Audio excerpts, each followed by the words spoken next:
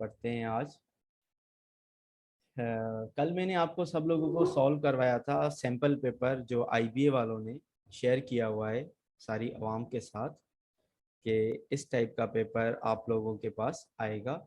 आज मैं आप सब लोगों के साथ शेयर कर रहा हूँ इंटरमीडिएट कैटेगरी का पेपर। जो मैट्रिकुलेशन कैटेगरी का पेपर था वो इजी था as compare to intermediate category. ऐसे ही होगा ग्रेजुएशन की लेवल के हिसाब से इंटरमीडिएट का इजी होगा और ग्रेजुएशन का थोड़ा सा टफ होगा। तो हमने बेसिक से तैयारी करनी है, ईज के साथ हम डिफ़िकल्ट की तरफ जाएंगे और इससे ही हमारा फ़ायदा होगा। और आज कुछ पार्टिसिपेंट नए भी हैं तो मैं फिर भी बता लेता हूँ कि इंग्लिश के 40 क्वेश्चन होंगे, वो मल्टीपल पार्ट्स में डिवाइड होंगे। मैथमेटिक्स के 20 क्वेश्चन होंगे, वो भी डिफरेंट पार्ट्स में डिवाइड होंगे। और जनरल नॉलेज के 40 क्वेश्चन होंगे, वो भी डिफरेंट चीज़ों में डिवाइड होंगे। इंग्लिश का जो पोर्शन होगा वो होगा 10 क्वेश्चन का। पहला पहला पोर्शन रीडिंग एंड कॉम्प्रिहेंशन का आएगा, जिसमें आपको एक कॉम्प्रिहेंशन दिया जाएगा, आपको उसको रीड करना है। वो नीचे दिए गए आंसर होंगे 10 क्वेश्चंस होंगे, उनके आंसर देने ऊपर वाले कॉम्प्रिहेंशन को पढ़ के। कॉम्प्रिहेंशन सॉल्व करने के लिए बहुत सारे मेथड्स होते हैं, मगर मैं जो सूटेबल मेथड समझता हूँ जो आपके साथ शेयर करना चाहता हूँ वो ये मेथड है कि आप पहले नीचे दिए गए क्वेश्चंस को पढ़ें, उसके बाद ऊपर दिए हुए कॉम्प्रिहेंशन को पढ़ेंगे तो आप आंसर तक पहुंच जाएंगे। जैसा कि मैं अभी पढ़ रहा हूँ question number 1। The first 4 sentence are about dash caves, living places और stones.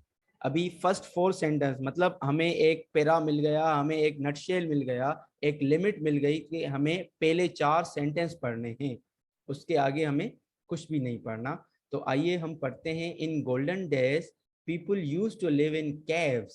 They found them as safe homes. Furnished living places were unknown to them. In stone ages they made some useful tools and weapons from stones, for they found them usable, durable and strong to use.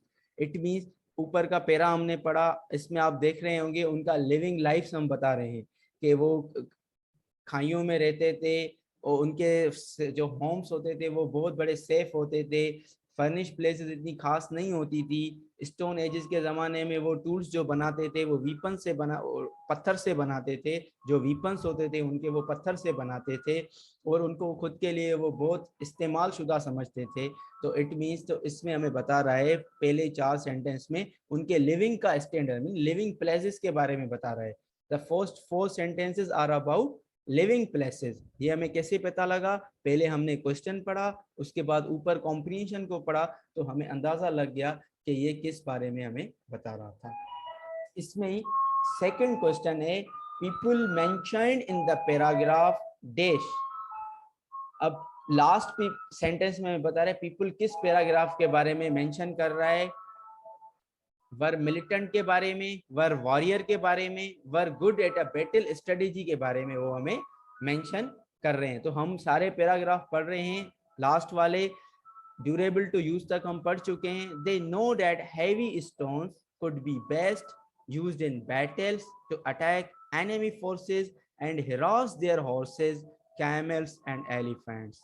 They should throw heavy stone from long distance to enemy side through catapults that were used as a weapon. मतलब वो बता रहे हैं कि वो उनके जो दिमाग में होती थी चीजें वो जंगजू टाइप होते थे। उनको वॉरियर होना बहुत पसंद था और उनको टेक्निक्स पता होती थी कि अगर किसी पर हमें हमला करना है तो हम कैसे कर सकते थे। तो इट मीन्स लास्ट पैरा हमें बता रहा है people mention in the paragraph were warriors, वो जो थे जंगजू टाइप बंदे थे, वॉरियर्स थे। तो मेरे ख्याल से मैंने इसको अच्छे तरीके से एक्सप्लेन किया हुआ है कि आप कॉम्प्रिहेंशन को कैसे सॉल्व करेंगे। ये हम 2-3 दिन लास्ट जो वीक आएगा, अपकमिंग जो वीक आएगा फ्राइडे तक हम ग्रेजुएशन कैटेगरी करेंगे। उसके बाद हम रियल लाइफ में आएंगे और मैं आपको प्रैक्टिस कराऊंगा इन सारी चीज़ों की। अभी ये दिया हुआ है 5 क्वेश्चन आपको पेपर में आएंगे वोकैबुलरी के। वोकैबुलरी में क्या होगा? सिनोनिम्स होंगे। सिनोनिम्स होंगे मगर सेंटेंस दिए होंगे होंगे आपको, उसमें आपको सिनोनिम पुट करना है। ऐसे तो हम मीनिंग सिमिलर मीनिंग फाइंड कर लेते हैं, पर according to sentence point of view हमें थोड़ी डिफिकल्ट होती है उस चीज़ को फाइंड करना, क्योंकि सेंटेंस के साथ उसकी मीनिंग को मैच करना होता है, सेंस को मैच करना होता है। जैसा कि यहाँ पर एक क्वेश्चन दिया हुआ है, question number 3, he is a chef जज ऑफ करेक्टर। अब ये जो शेफ दिया हुआ है यहाँ पर, ये होता है मतलब गुस्सेली टाइप बंदा, कोई जिसका गुस्सेली टाइप बंदा हो, गुस्से वाला बंदा हो, तो हम उस पर यहाँ पर दिए हुए हैं 4 ऑप्शन। आपको इसमें से कुछ फिल्टर करने हैं। स्मार्ट, स्मार्ट तो हो ही नहीं सकता क्योंकि वो गुस्सेली है। यहाँ पर स्मार्ट तो हो ही नहीं सकता। नॉलेजेबल, गुस्से वाला बंदा नॉलेजेबल, ये मैच ही नहीं हो रहा। लिटरेट, लिटरेट भी मैच ही नहीं हो रहा। तो ये होगा astute. A option is a right answer. इसकी सिमिलर मीनिंग एस्ट्यूट है। और क्वेश्चन हमारे पास आ रहा है, ही इज अ ग्रेट स्कॉलर। अभी स्कॉलर तो हमें पता है एजुकेट भी होता है, स्कॉलर जो होगा वो पढ़ा लिखा भी होगा, स्कॉलर एक स्टूडेंट भी हो सकता है, स्कॉलर एक वर्सटाइल भी हो सकता है, मगर यहाँ पर लिखा हुआ ही इज अ ग्रेट स्कॉलर, मतलब ग्रेट स्कॉलर। स्कॉलर से हमें फिल्टर करनी है चीजें। एजुकेट भी नहीं होगा हमारा, ए ऑप्शन भी नहीं होगा, बी ऑप्शन भी हमारा नहीं होगा, वर्सटाइल भी हमारा नहीं होगा। इट मीन्स तो हमारा ऑप्शन जो हमें मोस्ट प्रोबेबली 80% हमें सेंस दे रहा है, वो हमारा कौन सा ऑप्शन है? लर्न पर्सन का ऑप्शन है। ही is a great scholar, it means he is a learn person. Okay, ये 5 क्वेश्चन आएंगे। अभी तक ये 20 क्वेश्चन हो गए आपके इंग्लिश के। उसके बाद आपको पांच क्वेश्चन आए, इसके बाद आपको 5 क्वेश्चन आएंगे एंटोनिम के। एंटोनिम के साथ 20 क्वेश्चन हो जाएंगे आपके। This is a sharp knife. अभी देखो, शार्प, शार्प हम किसे कहते हैं? जो बहुत तिखी टाइप हो, मतलब बहुत शार्प हो, अगर किसी को लगे तो कट दे दे, शार्प हमें उसे कहते हैं। यूजलेस, यूजलेस के साथ शार्प मैच ही नहीं हो रहा है एंटोनिम। रस्टेड, रस्टेड मीन्स किसी को जंग लगा हुआ हो, जंग लगी हुई चीजें भी शार्प के साथ मैच नहीं हो रही। It means A and B option हमारे कट हो गए। शार्प के साथ ब्रोकन भी मैच नहीं हो रहा, इट मीन्स हमारा ब्रोकन भी कट हो गया। ब्लंट, ब्लंट हम कहते हैं जो कोई सी काम की नहीं हो, कोई चीज, किसी चीज को काट नहीं सके। शार्प काट जाती है और ब्लंट चीज होती है जो हमारी किसी चीज को काट नहीं सकती। तो 5 क्वेश्चन में हमारा आंसर है ब्लंट।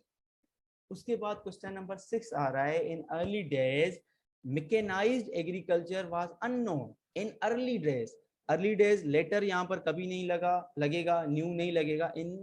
इन प्री हिस्ट्रिक, प्री हिस्ट्रिक मतलब हिस्ट्री से पहले के जो चीजें बंदे होते थे, डेज होते थे, वहां पर मैकेनाइज्ड एग्रीकल्चर वाज अननोन होती थी। उन लोगों के पास मैकेनाइज्ड एग्रीकल्चर का कोई कॉन्सेप्ट नहीं होता था। तो 6 क्वेश्चन में हमारा ऑप्शन है ऑप्शन नंबर सी। उसके बाद 5 क्वेश्चन आएंगे आपके पास स्पेलिंग चेकिंग के। स्पेलिंग चेकिंग के जो 5 क्वेश्चन होते हैं, फिर वो आपके पास ऐसे आएंगे कि आपको एक स्पेलिंग्स दी होंगी और उनको आपको करेक्ट स्पेलिंग का फाइंड करना है। जैसा कि क्वेश्चन नंबर 7 में दिया हुआ है अ डिसिप्लिन। अ डिसिप्लिन आपको दिया हुआ है। अभी आपको कह रहे हैं कि डिसिप्लिन यहाँ पर स्पेलिंग गलत लिखी हुई है, DISCIPLIN दी हुई है, इसमें आगे AE लगेगी तो आपका ऑप्शन जो है सही हो जाएगा। अभी देखें बी ऑप्शन में DISCIPLINE, डिसिप्लिन, डिसिप्लिन का राइट आंसर बी ऑप्शन है क्वेश्चन नंबर 7 का। उसके बाद क्वेश्चन नंबर 8 आ रहा है अ कवर्डाइज। अ कवर्डाइज का जो ऑप्शन है क्वेश्चन नंबर 8, अब आपको इसमें चेक करना है कि कौन सी स्पेलिंग सही है।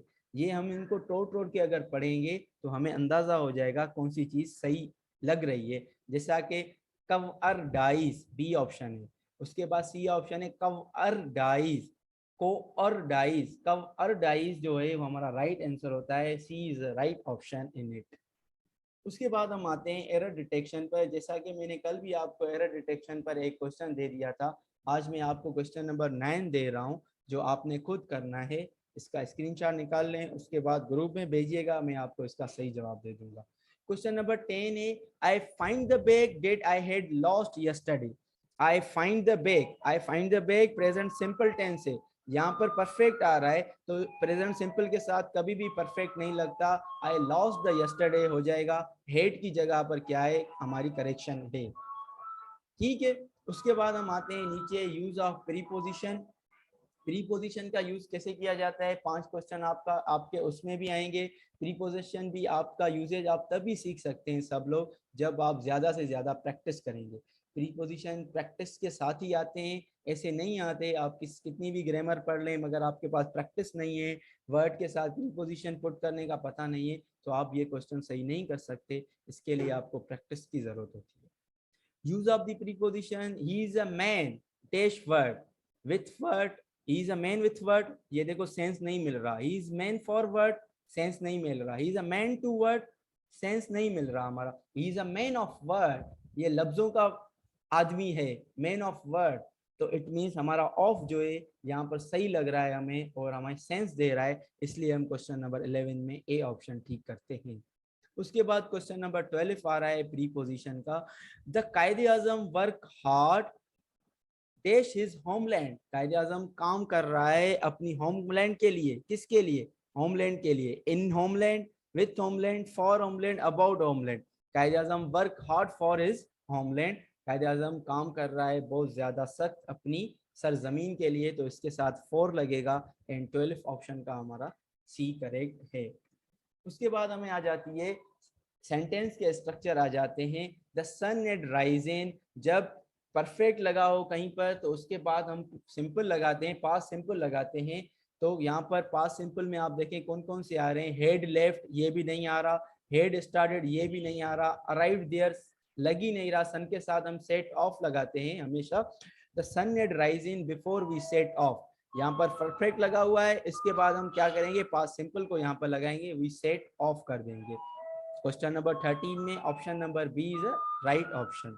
उसके बाद हम 14 पर आ रहे हैं, वाई के not be cured dash be endured, why के not be cured dash be endured, मतलब डैश बी इंड्योर्ड मतलब हम क्योर करेंगे तो बच जाएंगे, it means might be endured, हम माइट जो ऑप्शन होता है जो चीज हमें जरूरी करनी होती है उस पर हम माइट का ऑप्शन लगाते हैं। जैसा कि मैंने आपको कल भी बताया था मैथमेटिक्स के हवाले से, तो यहाँ पर मैथमेटिक्स के में यहाँ पर तो समझा लूंगा आपको, मगर शायद बात है कि मैथमेटिक्स हमारी जब बोर्ड पर लिखी जाती है तो ही बंदों को और स्टूडेंट्स को फार्मूलाज वगैरह की समझ आ जाती है। यहाँ पर एक क्वेश्चन दिया हुआ है मैथमेटिक्स का, a boy got 50% of the question on a test correct, 50% उसने टेस्ट में करेक्ट किए थे, इफ ये 10 question correct out of from 12, अगर 12 में से वो 10 करेक्ट कर रहा है and 1/4 of the remaining question correct, और एक दिहाई 4 रिमेनिंग क्वेश्चन करेक्ट कराए, तो how many question were of the test, ये हम x के फार्मूला लगाएंगे, 15 x बराबर कर देंगे 10 प्लस 12 माइनस 1/2x, ये ऐसे ही होगा। ये मैं आपको वीडियो बना के भेज दूंगा और यहाँ के अपने यूट्यूब पर रख दूंगा इसकी वीडियो सारी बना के, आप उसमें से कर लेना, मगर इसका जो करेक्ट आंसर है वो डी ऑप्शन है, 28 इज द करेक्ट आंसर। उसके बाद नीचे आते हैं, given the formula P is equal to K square W, find the value of P if K is equal to 5 and W is equal to -3।